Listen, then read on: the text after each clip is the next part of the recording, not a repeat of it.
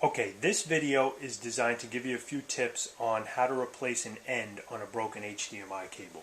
The tools you'll need for this are a lighter, a pair of scissors, needle nose pliers, wire cutters, a pair of small screwdrivers typically that you use to repair, so a pair of glasses, both a flathead and a Phillips head, a coax stripper, a spare HDMI cable, an HDMI coupler, female to female, a voltage tester, and most importantly, the new HDMI end. I got this one from Amazon. I'm going to show you a close-up in a minute. I'll also leave a description in a link in the video description. So I'm going to grab the voltage meter and the coax stripper. So basically, what we're showing here is where I am in the process. I'm going to leave a couple links in the video that show you how to get to this point, on how to strip the cable back, and even a great one on how to use a lighter to strip the ends on this very thin wire. But basically the reason that I got to this point was I've got an in-wall HDMI cable, and that's typically the reason why you'd want to do something like this, and the end obviously has broken off. This is the end that the original end that was working at one time that's broken, that comes out of the wall, normally would go back in, that normally would go into the TV. This goes back behind the wall into a wall plate with a female end on that HDMI, and normally you'd plug an HDMI cable right into that wall plate. It would send the signal up to the TV. But in this case, to do some testing, we've got an HDMI cable going into that wall plate and connecting to a coupler and into this adapter to essentially create one big loop, and then we're going to test the wires to figure out how to properly complete that loop.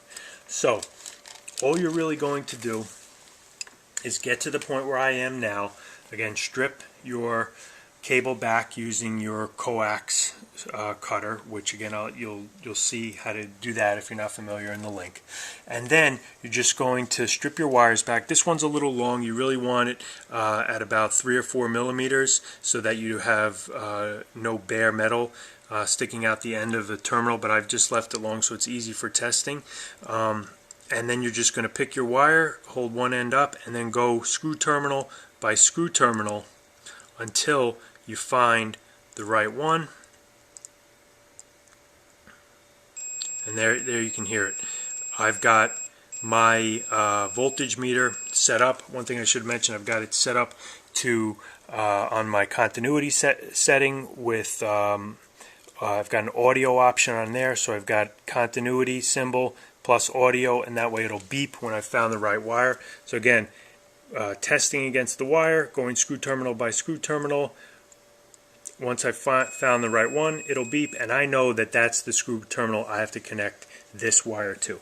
And you just go terminal by terminal and take your time. It is a little bit of a tedious process, but it's a lot better than having to try to rip the wall apart to replace the cable.